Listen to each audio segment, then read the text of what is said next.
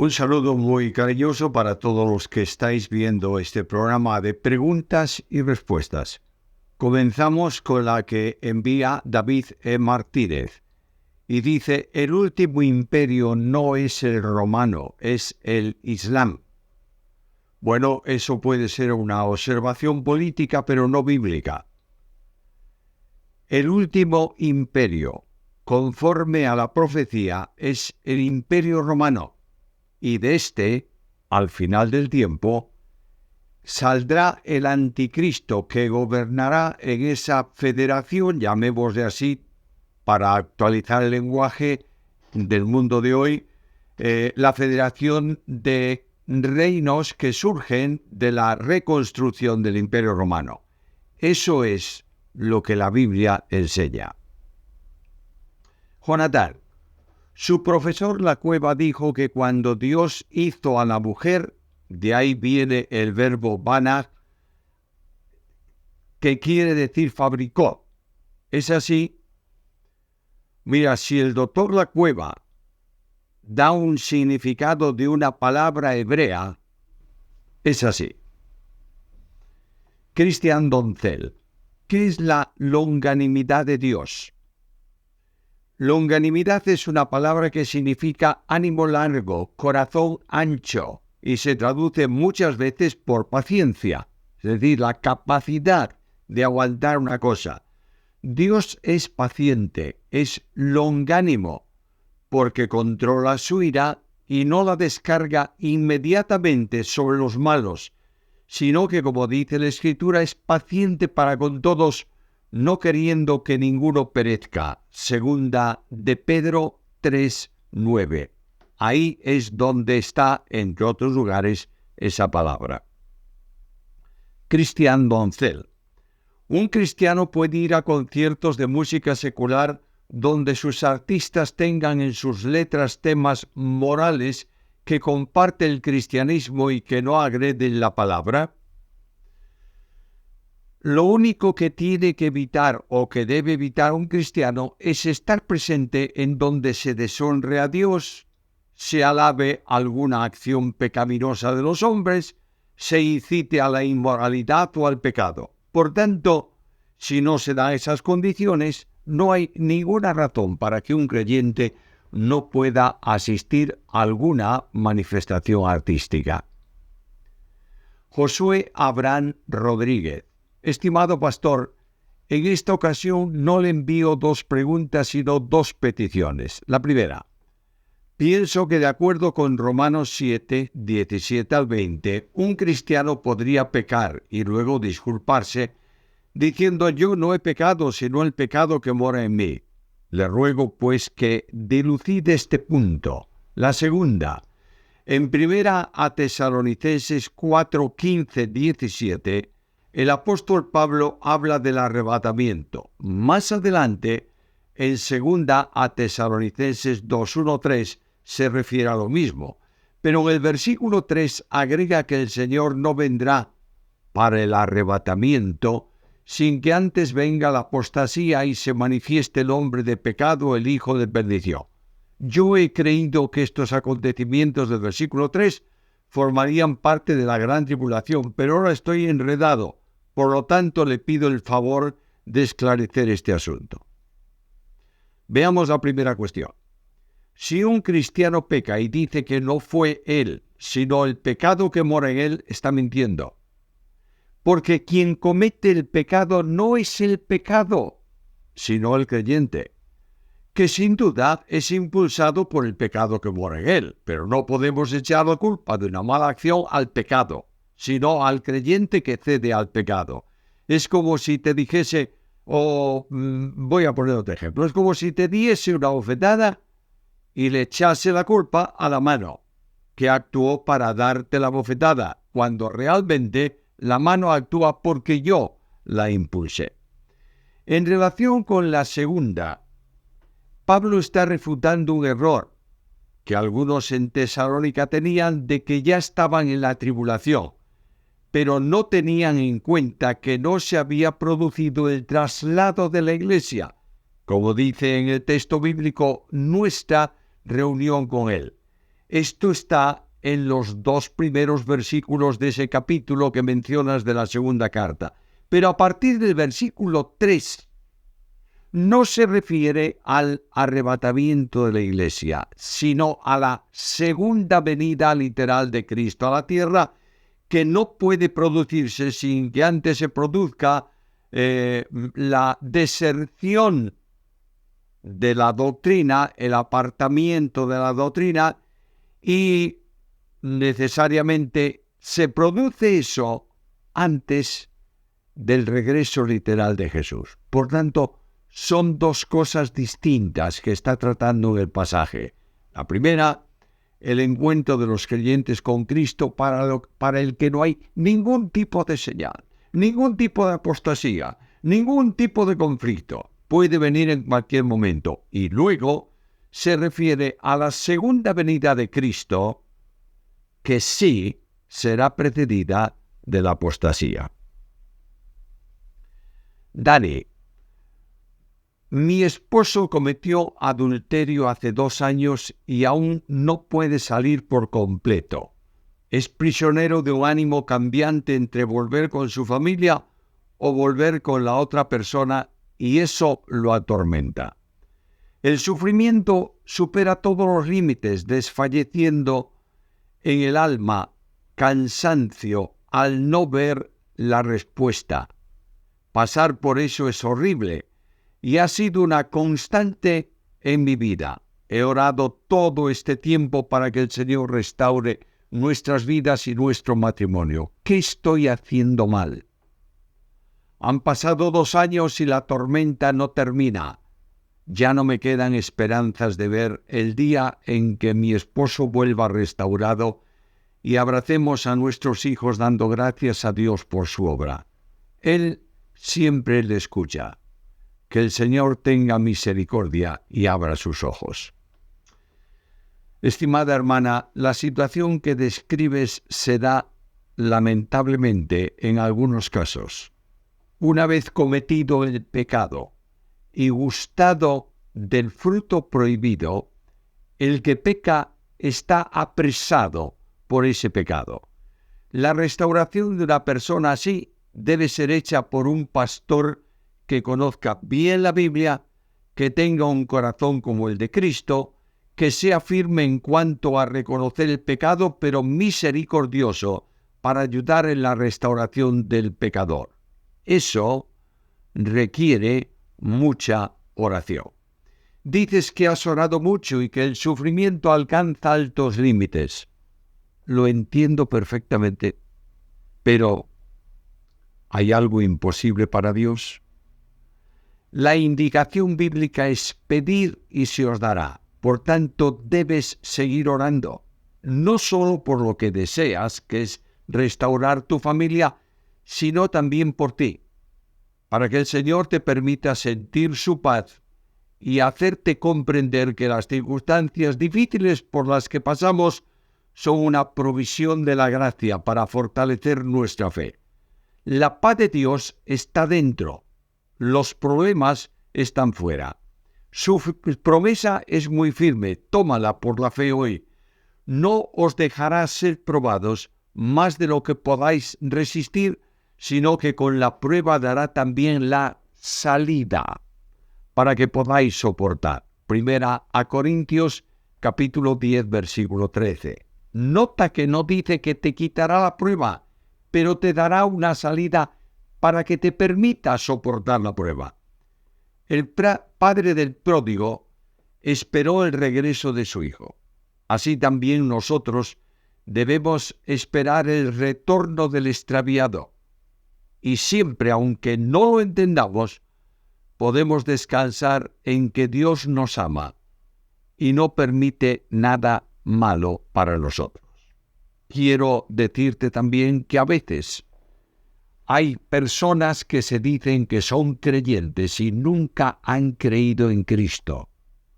Estos no pueden ser restaurados más que recibiendo primeramente a Jesús como su Salvador personal. Que Dios añada sobre tu vida su bendición. Raúl Álvarez. ¿A qué se refería Jesús cuando dijo, dad a Dios lo que es de Dios? Muy sencillo. A Dios se le debe dar gloria, servicio, compromiso de vida, entrega incondicional, porque Él nos compró y somos suyos. Así que no podemos negar nada al Señor para glorificar su nombre y servirle. Eugenio Jiménez quisiera que me diera una explicación exegética sobre 1 de Juan 5, 16, 17, para que yo pueda entender el texto. Soy muy joven en el Evangelio y me cuesta mucho entender la palabra del Señor. Hay pecados cuya realización tiene como disciplina la muerte del que ha pecado. A modo de ejemplo, el hombre incestuoso de la carta a los Corintios es entregado a Satanás para su muerte física. Los que dividían la iglesia en Corinto, algunos habían muerto como causa del pecado que cometían. Cuando Dios determina la muerte de un creyente, la oración no va a hacer volver a Dios de su determinación. Por eso dice que por el pecado a muerte yo no digo que se ore. Pero si el pecado no lleva aparejada esta sentencia, el creyente intercederá por su hermano que ha cometido un pecado y será restaurado, llevándolo Dios al arrepentimiento y a la confesión.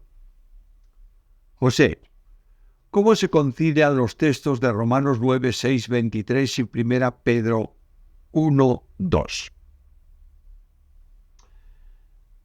¿De quién está hablando Pablo en Romanos 9, 6, 23?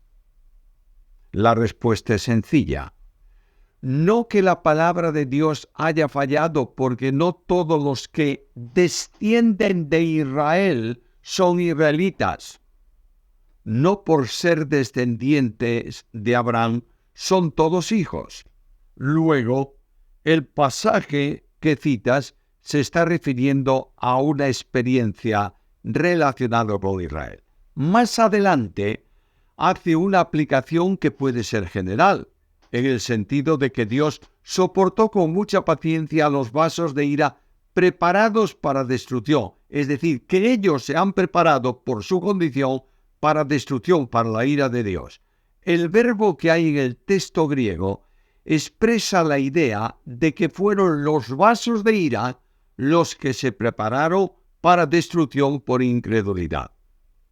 Pablo hace referencia luego, en el versículo 23, a los que Dios preparó de antemano para gloria, en el sentido de que todo el que cree tiene un destino glorioso establecido por Dios. Aunque se aplicase a la elección para salvación de algunos, no hay elección para condenación de otros. Que nadie te engañe en esto. En cuanto a la referencia de primera carta de Pedro 1:2, Pedro hace alusión a la acción del Espíritu Santo en todo pecador para que pueda creer, es decir, para que pueda obedecer al llamado del Evangelio, ya que la condición natural del hombre es de desobediencia, y en esa condición nadie puede obedecer a Dios, que manda ahora a todo hombre en todo lugar que se arrepienta.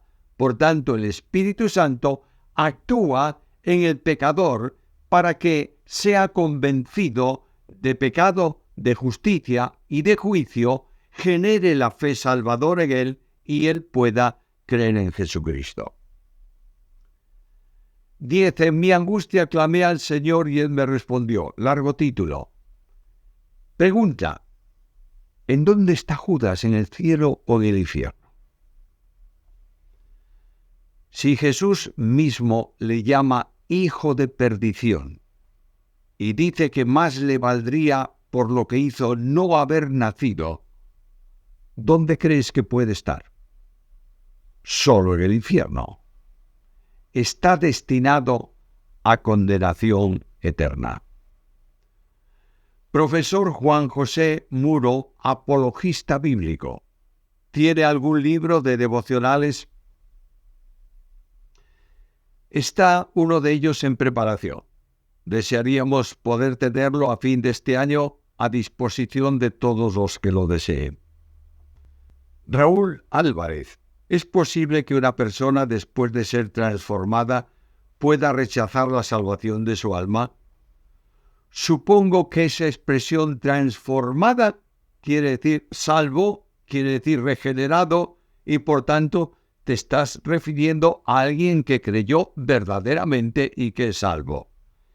Nadie que ha creído y es salvo puede salirse del campo de la salvación porque ya no es suyo, sino de aquel que lo compró al precio de la sangre de Cristo.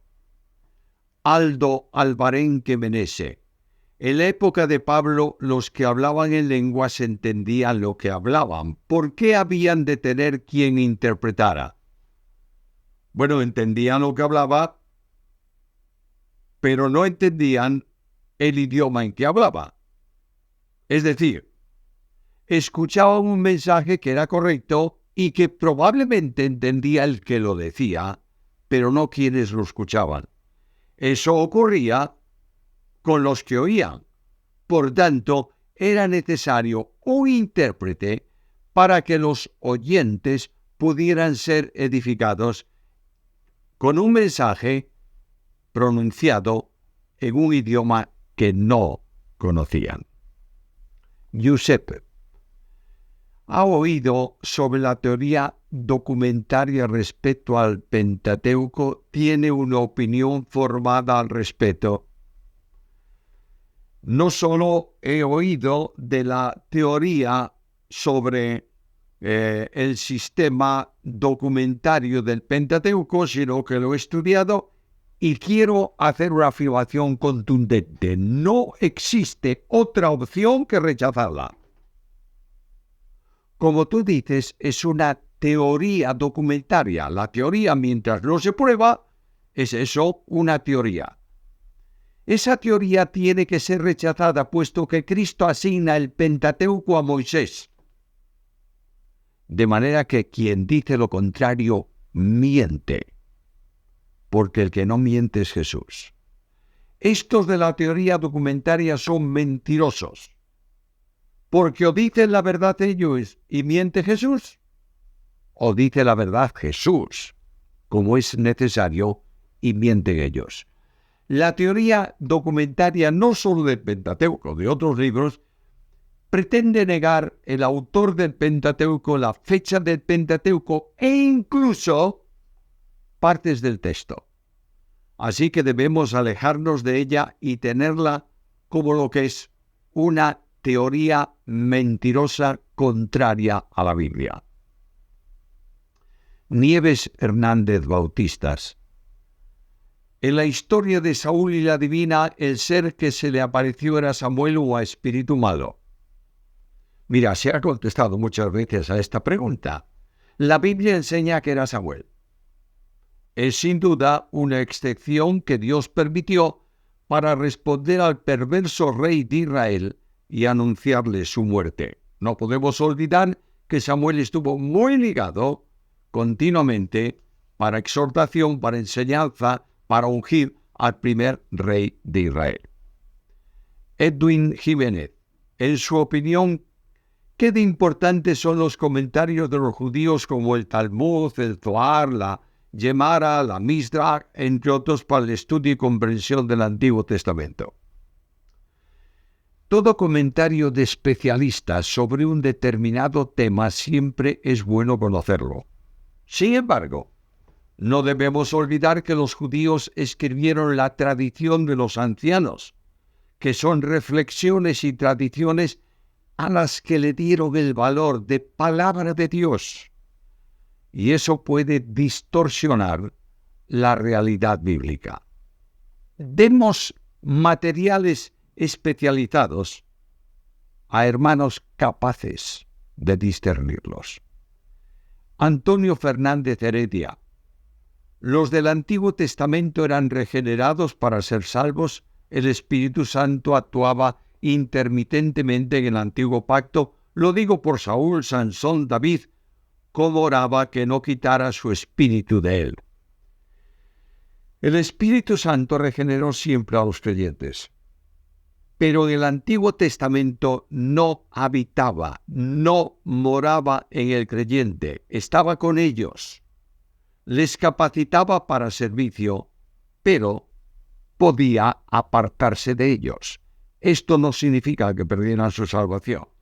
La salvación de los del Antiguo Testamento se hacía pasando por alto sus pecados en base a la obra que Cristo iba a realizar en la cruz. Ángela Silva. Los de la dispensación de la ley, Dios dio la ley al pueblo de Israel para que el pueblo de Israel, por medio de la ley, tuviera una comprensión de que delante de Dios eran pecadores y a la misma vez confiaran en un Redentor Salvador futuro para dar testimonio a todos los pueblos de todo el mundo que el único verdadero era el Dios del pueblo de Israel. Pero, lamentablemente, la mayoría del pueblo de Israel no comprendieron la ley dada por Moisés para el pueblo, y la mayoría quisieron cumplirla por justicia propia y en una religión, todo lo contrario al Evangelio de la gracia. Sin ninguna duda, la ley nunca fue dada para salvación, sino para manifestación del pecado.